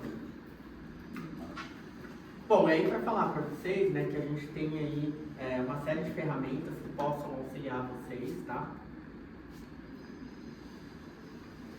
Aqui a gente desenvolveu em parceria com a Apex, tá? Uma cartilha sobre rotulagem nutricional frontal aqui do Brasil e na América Latina. Então, hoje a gente já tem esse padrão, né, com selos em todos esses países.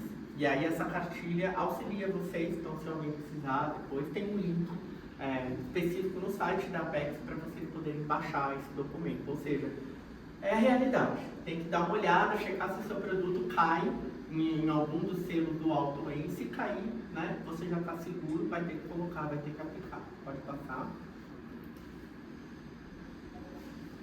Uma outra contribuição, né, que a gente tem é uma cartilha, eu não chamo de orientação, porque não é o nosso objetivo orientar, mas sim de informar as empresas sobre certificações privadas para alimentos. Quais são as possibilidades hoje existentes e quais são as que a gente tem recebido mais retorno de compradores internacionais de demanda, do tipo, você precisa apresentar esse selo, Ah, mas quando você ficou sabendo disso? Onde? Etc. Então, nos eventos que a gente participa, o feedback das nossas associadas. Então, alguns exemplos aqui, entre outros, que estão no documento, ou seja, também auxiliando as empresas para essa tomada de decisão. Como eu falei, algumas vezes vai ser necessário aí obter essas certificações para exportação. Pode passar. As capacitações, e aí eu já estou entrando um pouco nos serviços da ABMAP, tá? Do nosso projeto setorial, em parceria com a APEC Brasil. Então, a gente tem ciclos de encontros em que a gente fala sobre temas de comércio exterior, e o ABMAP Simplifica, que é justamente para esclarecer esses aspectos regulatórios. Então, a Juliana Marona, que está aqui, né, é a nossa consultora especialista nessa área, muito difícil, né? Ela reúne ali um banco de dados regulatórios de todos os países do mundo e se tornou especialista nessa área porque ela foi trabalhar nos Estados Unidos, né? Então, lá ela trabalhava com exportações na empresa que ela trabalhava nos Estados Unidos e acabou criando um know-how aí, quando ela voltou para o Brasil, começou a sua empresa de consultoria. Então, a gente tem esses atendimentos para falar sobre comércio exterior e também para a gente poder ajudar no regulatório para exportação. Pode passar. A facilitação de negócios, né, que é um tema que a gente tem tido vários problemas, que está relacionado, né, principalmente aos órgãos em Brasília, com alguns entendimentos, né, mas também fora do Brasil, acordos comerciais, então as agendas internacionais, né, o Mercosul, que tem uma série de questões que precisam da nossa interação, né, e agora o acordo Mercosul-União Europeia também, que é uma agenda que a gente tem observado bastante, né, com uma certa atenção, se vai sair, se não vai sair, né, mais nesse aspecto, porque é uma coisa que ficou tão tempo prometida, né, e a gente tem um compromisso aí em âmbito do governo federal brasileiro, né, a princípio há um movimento favorável na União Europeia, né, então vamos ver se o acordo de fato sai, né. Essa é uma agenda também que a gente acompanha e contribui de alguma forma, né, porque são vários aspectos e particularidades, né. Pode passar. Eu só queria, na qualidade de quem está neófito aqui, né, chegando agora e tendo uma experiência de outro setor, eu fico curioso quando você começa a falar e toda essa questão da organização, do sindicato, da associação e tudo, né? Existe um movimento mundial, né, de algumas questões humanitárias e tal. Como é que vocês aí veem esse espaço de diálogo, de proatividade, né? Quando a gente fala de consulados, quando a gente fala da União Europeia, esses clusters, né, que são de conversas, de mediações, como é que, vamos falar então da BIMAP, participa disso, dialogando, é proativo, existe interesse ou existe só sacanagem mesmo? Não, vamos fazer barreira e você se ferre, existe diálogo, existe um ambiente de concertação? Existe. Por exemplo, no caso do Mercosul, a gente participa de algumas reuniões do SGT3, é um grupo de trabalho do Mercosul que pode ter interação com entidades privadas, né? E aí normalmente eles convidam associações, né, e órgãos, né, setoriais para poder participar das discussões do SGT3. E aí normalmente nos grupos de trabalho do Mercosul do SGT3 são feitos acordos. Então, por exemplo, tem um tema que está em discussão dentro do Mercosul, que é a questão da tabela nutricional. Hoje, de acordo com a norma da Anvisa, que foi colocada, né, por conta dessa alteração dos padrões nutricionais frontais, a nossa embalagem não permite mais que a tabela nutricional seja bilíngue. Você tem que fazer a tabela nutricional, uma série de aspectos, né, do tamanho da fonte, a distância das palavras, etc., e só em português. Você não pode mais mesclar. Antigamente o pessoal mesclava a tabela nutricional, português, inglês e espanhol na mesma tabela. Hoje não. Eu quero ter uma tabela em espanhol, você vai fazer ao lado. Né? Você pode colocar ao lado, enfim, tem toda uma questão técnica para isso. E dentro do Mercosul, dessa instância, a gente tem discutido, e aí não sou eu que participo, né, a nossa diretora técnica, para justamente haver uma harmonização. Porque essa harmonização implica em os itens que constam na tabela nutricional também estarem harmonizados. Não se trata somente do idioma. E é isso que os órgãos entram em discussão, e aí um país quer ir para um caminho, o outro país quer ir para outro caminho, porque aí você fala, por exemplo, dos aspectos nutricionais na composição. Então, por exemplo, o Brasil, os produtos que tem farinha, você tem que enriquecer com ácido fólico e ferro. Nos demais países, os lineares são diferentes, porque a nossa necessidade de ácido fólico e ferro, em termos de população, é diferente do Uruguai, da Argentina. E aí começa daí para a questão de caloria. Então, aqueles parâmetros de caloria, uma colher para não sei o que, muda. Então, a sofisticação que foi gerada por conta desses padrões nutricionais entrou nessa agenda dentro do Mercosul. Então, vamos harmonizar, mas vamos então conversar para harmonizar corretamente.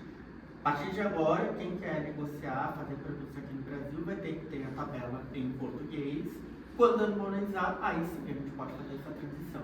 Por exemplo, aí a harmonização do selo, essa nem está em discussão, né? Então havia uma perspectiva, muitas empresas questionaram a gente lá na ABMAP, puxa, mas seria ótimo que tivesse um selo para todos os países da América do Sul, por exemplo, né?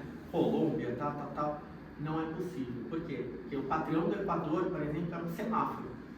Vermelho, verde e amarelo, né? O nosso é o octógono, né? Lupa, né? O da Argentina e o do Uruguai é o octógono. O Paraguai optou por também um modelo de lupa. Então, cada país tem o seu modelo. Qual o melhor? Aí fica Você a está discussão. respondendo que não existe uma intenção de visão de conjunto. Isso Exato. já é declarado. E a Organização Mundial de Saúde, a OMS, ela não regula. Ela não pode criar uma lei, uma instância internacional para que os países implementem, né? É diferente, por exemplo, da OMC, Organização Mundial do Comércio, que ela tem um entendimento global para alguns parâmetros, né, de negociações internacionais que os países implementaram para que houvesse uma harmonia nos negócios internacionais. Exemplo, essa questão de codificação de produtos, né? A gente fala aqui no Brasil do MCN. Isso daí vem lá atrás, né, uma construção da Organização Mundial do Comércio, o que facilita muito. Imagina hoje, a Juliana vai exportar pela Vaxa um produto X, aí chega Y lá no destino. Por quê? Porque aí eu não sei o que é mandioquinha, vou classificar como batata. Não, tem um código lá. O produto é X, mas está dentro daquele código. Pelo menos uma harmonização, essa é a ideia, sistema harmonizado. Então, assim, houve um entendimento de todos os países do mundo que era necessário fazer isso, por conta do aumento do fluxo de produtos. Então, para algumas instâncias, a gente consegue avançar. Setor privado com o setor público, né, os órgãos do governo, etc. Mas tem outros que é muito difícil. Exemplo, quando fala de saúde pública, é uma agenda muito específica. Cada país tem a sua particularidade, né? É realmente complexo. E isso não falo só dentro do Mercosul, não, para outros países. Por exemplo, né, a gente não consegue entrar num acordo com a União Europeia em relação a lácteos, porque eles não aceitam o nosso sistema de eliminação de bactérias. Porque a gente tem a extração do leite do Brasil e elimina bactérias num formato que na Europa eles não aceitam. E até hoje a gente não conseguiu entrar num consenso harmonizando as legislações, né? Por isso que a gente não consegue entrar na União Europeia com os derivados lácteos, né? E aí os ovos também acabam entrando na mesma questão. Aí tem a questão da salmonela, tem outras questões do ovo, da composição do ovo específico, que também, aí de novo, por que isso? Porque a União Europeia tem uma instância de zelo de saúde pública que não aceita a forma como a gente faz aqui no Brasil. Nós aceitamos o deles. Então, a nossa legislação e o nosso entendimento é que o que é feito na União Europeia está ok. Então, por isso que eles podem exportar para cá, né? Porque existe um entendimento do nosso regulatório aqui no Brasil, mas eles não têm esse entendimento. Então, não há uma reciprocidade. As tentativas, se eu falar o que a turma de proteína animal, né, as empresas que trabalham com ovos e os lácteos, então, que tem de empresa brasileira, buscando, né, a gente busca um entendimento entre as partes, mas às vezes tem protecionismo, às vezes tem bloqueio de mercado, restrição de mercado, né, muitas vezes pode acontecer isso, né, muitas vezes a gente sabe que está nas entrelinhas, né, mas a gente também tem que defender da melhor maneira possível com uma argumentação técnica, né? Ou seja, apresentar laudos, informações técnicas robustas que possam comprovar que o que o Brasil está fazendo está correto e não vai gerar problemas de saúde pública. Vou dar um exemplo pontual, mas de um produto que não é de consumo nacional, mas que é proibido nos Estados Unidos. Cumaru. Ouviram falar? Bastante. É a nossa, entre aspas, baunilha brasileira, né? Então, é um ingrediente, né? Uma especiaria que vem da Amazônia, né? E que não é aceita nos Estados Unidos. Por quê? Por que, americanos? Por que vocês proíbem isso? Não, porque existem análises que podem gerar problemas à saúde. O aumento de alguns ingredientes do cumaru, das nutricionais do cumaru, pode prejudicar doenças no seu organismo, pela quantidade de itens que você, do cumaru, da quantidade, da concentração do cumaru que você está comendo. Então, cria uma legislação que coloca esses limiares para que os produtos possam ser exportados para lá. Ou seja, tem muita coisa que precisa de negociação mesmo, né? Então, e aí eu comecei a tomar conhecimento de algumas questões nesse sentido recentemente. Então, algo, por exemplo, que eu vou começar a olhar, essa questão do cumaru especificamente, porque a gente está olhando para os países, para as empresas que estão no norte do Brasil. Eu estive lá em Belém recentemente, aí tem várias empresas lá de molhos, temperos que utilizam o cumaru na composição, que não vão poder exportar para os Estados Unidos, né? Então, tem, mas não é uma agenda fácil. E a gente depende muito ainda do Itamaraty, porque algumas questões de negociações, por mais que a gente queira fazer em âmbito privado, a gente não tem prerrogativa para isso. É de governo para governo. E aí a gente não pode fazer o que o papel do governo fazer. E aí é o Ministério das Relações Exteriores que tem que fazer. E a dinâmica do Itamaraty muitas vezes é diferente. Não estou dizendo que é pior, né? Mas assim, é diferente. A prioridade, a pauta, né? A gente sempre coloca o Itamaraty, a gente é ouvido, né? Mas a agenda nacional muitas vezes acaba incluindo essas particularidades do nosso setor, né? Mas de fato a gente tem feito esse trabalho, né? Um pouco de help-off, vamos dizer assim, no âmbito do comércio exterior. Mas não podemos parar não, porque senão a gente está deixando que a burocracia ou as normativas façam vez contra a gente, né? Por isso que a gente tem que lutar para as melhorias, para a facilitação. Pode passar. Eu vou acelerar um pouquinho. O nosso sistema de BI, que tem uma série de informações que são disponíveis para que as empresas possam tomar decisão e ter acesso a informações. Então, algumas das telas, né? Até falei para vocês recentemente aqui, ó, lista de importadores, tá? Porque a gente tem várias telas aqui, tá, gente? Então, a gente, além das estatísticas, a gente tem uma lista de importadores, é um banco de dados de potenciais importadores e distribuidores. E aí, obviamente, está disponível para as empresas que estão associadas e participam do projeto de exportação. Pode passar. Né? E aí, por exemplo, você quer saber sobre município, como é que está, etc.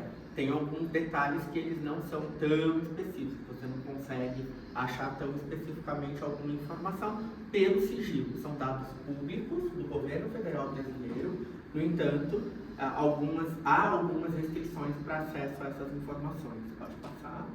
Então, o projeto setorial, já falei um pouquinho. A gente tem aí um trabalho que contempla uma gama de produtos, e aí eu até comentei, né? Geleias, molhos, temperos, não só o core business do setor. Os produtos, né? E aí um grupo de produtos é o que a gente representa, né? Então os cereais também estão dentro das atividades, né? Cereal matinal, trigo, tapioca, etc. E aqui grãos, né? De uma forma geral, entre aqui, pode passar. E aí o foco no mercado, né? Quando a gente olha para o mercado internacional, a gente tem os produtos tradicionais do setor, que trabalham em gôndolas de supermercado tradicionais, vamos dizer assim, né? Então o importador e o distribuidor que vai atingir as gôndolas tradicionais. Mas também temos um olhar, pode voltar.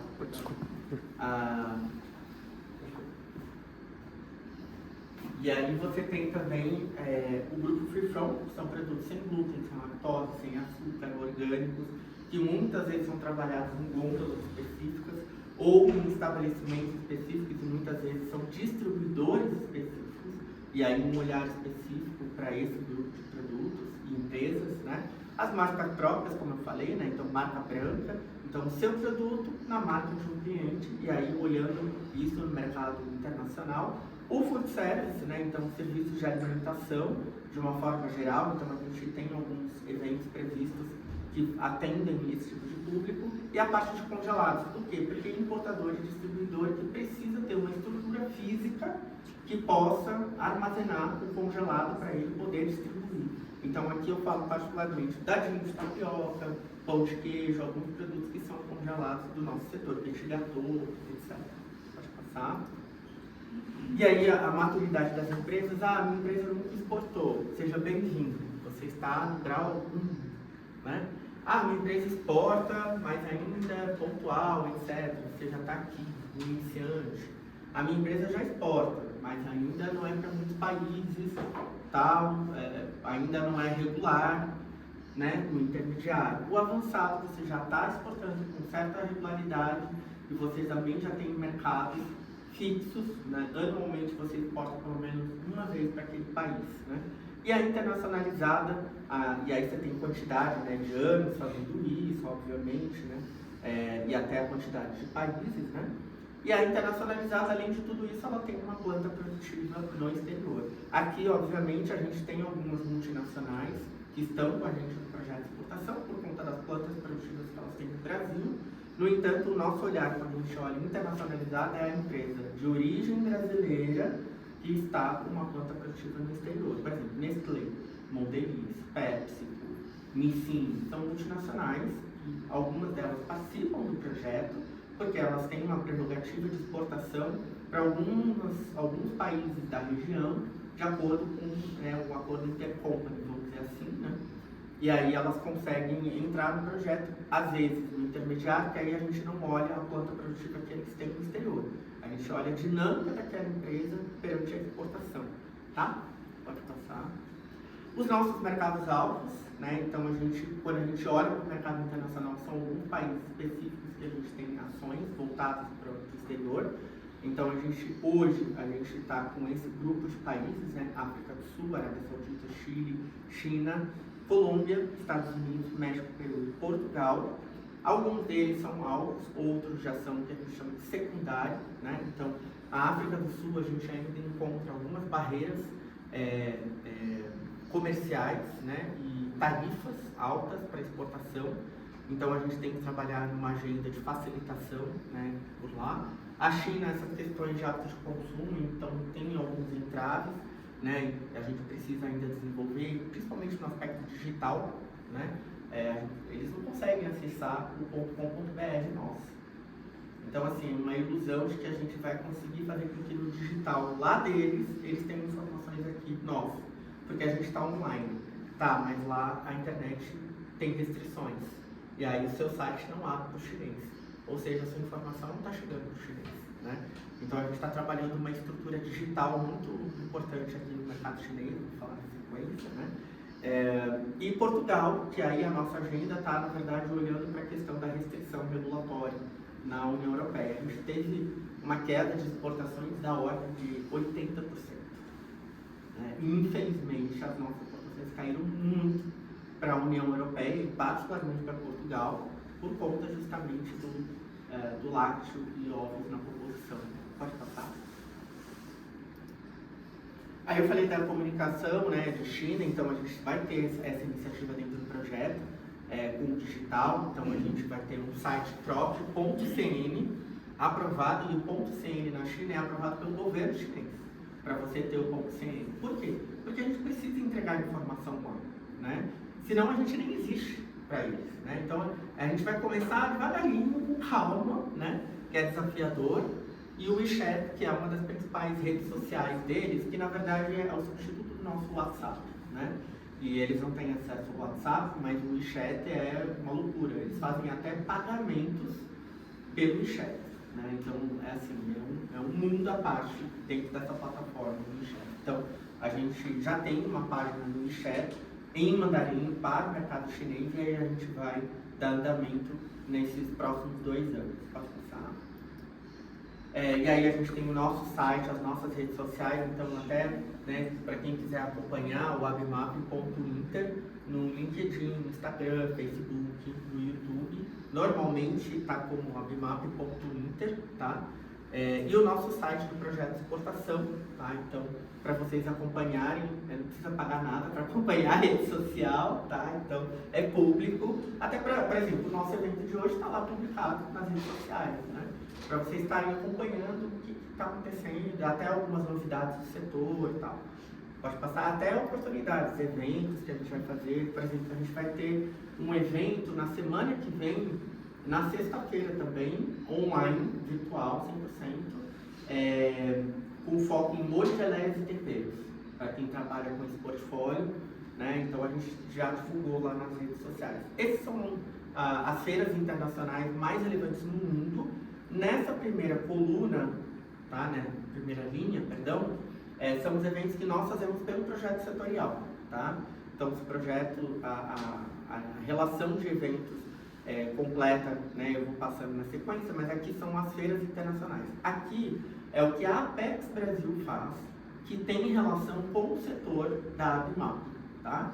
E aí levando em consideração as categorias de produtos que a gente trabalha. Então, a GoFood, eu posso participar da GoFood, Rodrigo? Pode, mas a inscrição é com a Apex, né? Natural Expo em Anaheim, na Califórnia, a principal feira mundial de produtos naturais, saudáveis, Apex. Sweet and Snacks, aqui não, tá? É o único evento aqui. Sweet and Snacks é o nosso parceiro, é a ABCAP, que faz a principal feira de doces e aperitivos dos Estados Unidos. Aí a ABCAP, como é parceira da ABMAP, essas conexões são super importantes, eu não preciso me vincular à ABCAP. Eu vou lá e tem espaço disponível? Sim. Então, por meio do projeto da ABMAP, aí o pessoal consegue participar da ação lá da ABCAP, tá?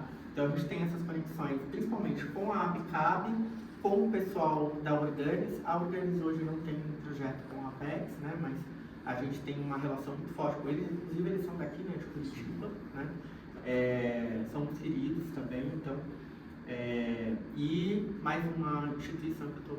A BPAM, que é de máquinas e ingredientes para panificação, principalmente para aquela linha de food service. Eles participam de muitos eventos voltados a food service, porque eles levam os equipamentos para o food service, e aí tem empresas que querem trabalhar o canal do food service, podem de repente participar com o pessoal da ABPAM, tá? É o exemplo de uma feira que acontece, a IBA, em Munique, na Alemanha, e a IBE, que acontece em Las Vegas, nos Estados Unidos. Então, esses eventos aqui, PLM International e a PLM Chicago, são os principais eventos de marcas próprias no mundo. Essa é uma feira global, é a maior do mundo, e essa feira é focada nos Estados Unidos, focada no mercado americano. Muita gente da América Latina participa, né? Mas principalmente Estados Unidos e Canadá, né? A American Food and Beverage é o mercado hispânico, né? Acontece na Flórida, acontece em Miami, então é para atingir esse mercado. Sim, porque eu falei tudo, né, para vocês em relação ao mercado da saúde, etc. Sim, mas a gente precisa começar. Precisa ter uma janela de oportunidade. Para a empresa que se conecta com esse mercado hispânico, é uma oportunidade, tá? E tem muitos compradores que vêm do Caribe, América Central e Caribe, visitar esse evento. A gente fez recentemente a feira, foi super bacana, tá? A ISM é a principal feira do mundo de doces, especificamente, que acontece em Colônia, no mesmo centro de exposição da ANUGA. A Expo Alimentar no Peru, que é a principal feira de alimentos, focada em alimentos, hoje da América do Sul. Mas não tem a APAS? Tem a APAS, só que a APAS é uma feira de supermercados. A Expo Alimentária é a feira de alimentos, focada na indústria de alimentos. Por isso que eles se autodenominam, né, como a principal feira. E eu estive lá recentemente também, vários compradores de outros países da região, Colômbia, Equador, não só do Peru, tá? E aqui a gente está em análise duas feiras, uma que aconteceria provavelmente o ano que vem, a NRA, que é a feira de Food Service, que é a National Restaurant Association, e a Alimentar em Barcelona, na Espanha, em 2026. A Alimentar é de 2 em 2 anos, então ela já aconteceu esse ano, em março desse ano, em Barcelona, e a próxima edição é só em 2026. Já a NRA não, é anual. Então a gente está analisando, a gente está numa fase, né, de identificação, de manifestação de interesse, a Júlia respondeu, depois a gente conversa, você responder, tá? eu estava também em viagem, mas para todo mundo poder entender e nós entendermos qual é o evento que a gente vai incluir na agenda, porque não tem orçamento para poder fazer tudo, nem o projeto e nem, obviamente, para as empresas, né? Então o pessoal tem que escolher, tá? Então, só para trazer um pouquinho sobre os principais eventos que acontecem hoje que impactam a nossa indústria. Esse ano, logo vai estar acontecendo a Cial em Paris, nos anos pares, né? Nos anos ímpares é a Anuga, então elas se intercalam, né? E a Summer Fast Food é a principal feira hoje de alimentos, de uma forma geral, dos Estados Unidos, tá? A gente tem a Winter Fast Food, que acontece em São Francisco, em janeiro, né? Mas ela não é tão forte quanto a Summer em Nova York. Pode passar. Só para vocês terem uma ideia do ambiente visual, né, que a gente tem nas feiras, né, no caso da ISM. Então a gente destaca, evidencia bastante Brasil, né? Que é isso que importa, né? As pessoas precisam ir buscar produtos do Brasil, né? Então vocês não vão ver muito a nossa marca do projeto, etc. Isso aqui é só uma área institucional. O mais importante é essa parte, né, da nossa testeira, né, dos eventos, enfim, para dar esse ambiente de acolhimento também, né? Então é uma estrutura como essa que normalmente as empresas recebem dentro de um evento quando participam conosco lá fora. Pode passar. Deixa eu vou mostrar para vocês. Eu ia falar, apresentar a Renata para vocês que trabalham comigo, porque ela está numa das fotos ali, tá? Ela não pôde estar aqui com a gente hoje, mas enfim. E há outras ações, né, que a gente deve fazer o ano que vem. Então a gente tem uma missão empresarial para México e Colômbia em março do ano que vem. A gente vai fazer algumas rodadas de negócios aqui no Brasil. Então a gente deve ter. Aí eu coloquei Belém porque a gente já está preparando a primeira edição em Belém do Pará. A gente vai fazer no norte, no nordeste, em cada uma das regiões, né? Provavelmente aqui no sul do Brasil a gente deve fazer em Porto Alegre, por conta das recentes situações que aconteceram lá, das enchentes, etc. Né? Foi um pedido da Apex Brasil para a gente que a gente pudesse trazer eventos para mobilizar a economia local novamente, né? Isso vai depender, obviamente, da estrutura da cidade para poder receber, e aí a ideia é que a gente faça no final de 2025, né? Então a gente ainda não confirmou isso na nossa agenda. A gente tem uma ação especial chamada Brasil Retail Experience, que deve acontecer em paralelo ou a APAS ou a Naturaltech. A Naturaltech hoje é uma das principais feiras de produtos naturais do mundo. Tá muito legal essa feira, né? Eu sou fã, lá você tem stand lá. Carol Real, você já teve stand lá? Já foi, né? Eu lembro de ter esse stand. Então, assim, é uma feira bem interessante, por quê? Porque a gente traz varejistas da América Latina. E por que América Latina, né? Para justamente mostrar para os latinos aqui da nossa região o que o Brasil tem tido de inovação. Ah, mas eles são os compradores finais? Não. Eles são, intermediários? Não, eles são os compradores finais.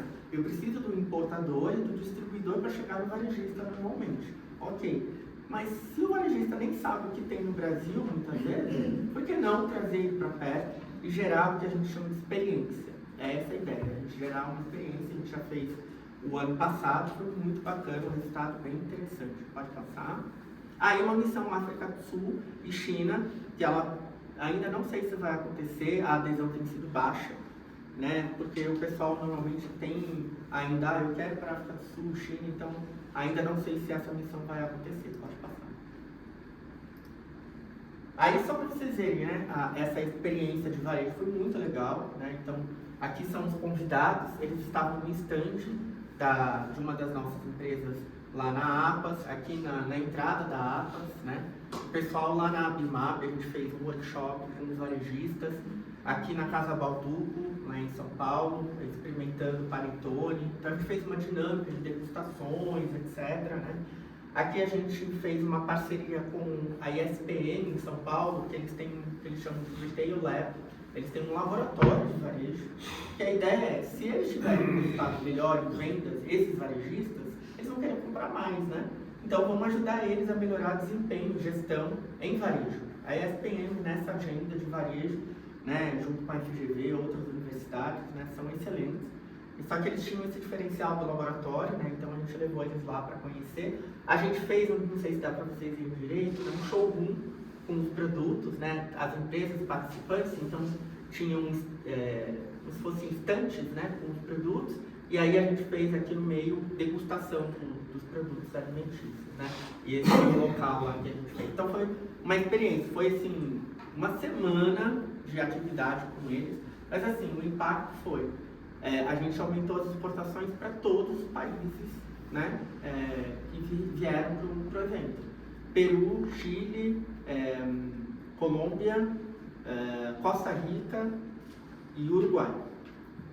Todos. Porque assim, às vezes eu pergunto para os meus associados, né? E aí, fechou o negócio? Aí a empresa não quer falar e a gente tem que respeitar, tá tudo certo. Mas eu tenho um diagnóstico, né? Eu sei mais ou menos para onde o pessoal está indo, né? Eu não tenho detalhes, né? Porque a gente tem um sistema de controle, até porque a gente é cobrado pela empresa por resultado. Então, geramos um resultado muito positivo, porque aí a gente fez o caminho inverso. Eu vou mobilizar o varejista para o varejista mobilizar o importador dele, o distribuidor dele. E surtiu um efeito interessante, mas não é um projeto que dá para fazer todo ano, que é um projeto robusto. Então, a ideia é que a gente faça o ano que vem. Pode passar. E aí o ABMAP International para Mulheres, que é uma iniciativa que começamos esse ano, pode passar. Então, que tem uma série de imaginários aí da mulher, né, brasileira, principalmente aquela mulher da indústria de alimentos que vai para fora do Brasil, né, e que a gente precisa reforçar o papel da mulher brasileira, né, que infelizmente já teve muito um pensamento negativo, principalmente no mundo do comércio exterior muito masculino, né. Esse que vos fala está aqui como um exemplo, né, então normalmente quem fala sobre essa agenda é a Renata, né, mas reconhecendo que a gente precisa melhorar. Muitas vezes as empresárias elas são mais receosas de tomada de decisão, não que elas não tomem, mas elas pensam mais, o que é bom, mas muitas vezes perde o time de um negócio, né? E aí a gente está trazendo esses soft skills com os workshops que a gente tem feito. Pode passar? E aí, né, falando um pouco sobre números, eu não vou detalhar para vocês, pode passar. Né? E o diagnóstico, eu acho que isso é super importante, né? Que a gente tem cerca de 20% do total do grupo são mulheres, né? Dentro do projeto, 34%, né, são lideranças na exportação, 34%, 26% gerencia a empresa, então além de ser a gestora da empresa geral, a CEO da empresa, ela também trabalha no tema de exportação, né? 38% dessas empresárias são iniciantes ou não exportadores, ou seja, tem essa coisa de conversão para exportação, iniciar o processo da exportação, e 42% dessas empresas iniciantes ou não exportadoras são justamente lideradas por mulheres. Então, a gente tem um ativo muito bacana, por isso que está sendo uma mobilização muito interessante, né? Então, o foco aqui é justamente auxiliar na cultura exportadora. Pode passar. Então, esses são os pilares, né, do projeto. Então, a preparação, inspiração, conexão, colaboração e a promoção. Então, a gente está desenvolvendo isso aos poucos, né? Durante o ano a gente vem desenvolvendo essas temáticas, né? Pode passar. E aí eu não vou entrar em detalhes, né? Pode passar. Mais um. E aí, o que a gente já fez, né? Então, em abril, a gente recebeu uma especialista de alimentos. Ela esteve com a gente no congresso da ABMAP, não sei se você lembra dela, né? Lá em Canta Shelk, né? Ela é americana, mas de origem indiana, né? Então, ela foi palestrante no congresso da ABMAP, mas ela teve uma agenda com a gente em São Paulo, e que ela conversou com várias das nossas empresárias, trazendo insights de inovação e competitividade para empresas lideradas por mulheres. E aí já fizemos uma série de workshops, né? Um workshop sobre Angola, Emirados Árabes, Peru, Estados Unidos, né? Já fizemos Estados Unidos e Canadá. Então a gente está indo país por país. Por quê? E aí pode passar. Pode passar, não tem problema. Mais um para frente? Não, para frente, pode passar. Isso, pronto. Ali era uma das telas, né, que eu falei dos eventos, né, de divulgação dos eventos, mas aqui, só para vocês terem ideia, nós estabelecemos uma rede com parceiras, né, empresárias brasileiras que estão estabelecidas no exterior, trabalhando com importação e distribuição de alimentos, ou elas estão na área acadêmica, na parte de comércio exterior, é o caso da Luísa, lá na Austrália, né? Que ela é professora na área de comércio exterior, então ela está ligada a várias redes de logística internacional, etc. Né? E temos algumas consultoras. No caso da China, é uma consultora que trabalha, brasileira, que trabalha com digital, né, na China, fazendo projetos nessa área digital. E nos Estados Unidos também temos uma consultora, mas que na verdade ela é representante comercial. Então ela também já está trabalhando no mercado internacional. Ademais, então, a representante do Canadá, do Peru, Portugal, Emirados, Angola e Japão, todas são executivas de empresas de importação de alimentos, né? Então isso é legal para justamente trazer, né, oportunidade para os empresários, né? E aí em construção a gente está discutindo com uma executiva na Bolívia, né, uma brasileira na Bolívia.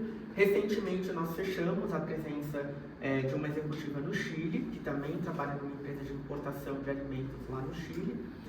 E Equador e Paraguai, que a gente também está conversando. O Paraguai também está bem avançada a conversa. Então a gente está formando essa rede. Por quê? Aí a gente não quebra a barreira cultural, né? A troca de informações e o idioma também, né? Facilitando o entendimento do que está acontecendo pelo mundo. Pode passar. Então a gente tem algumas metas de atendimento, né?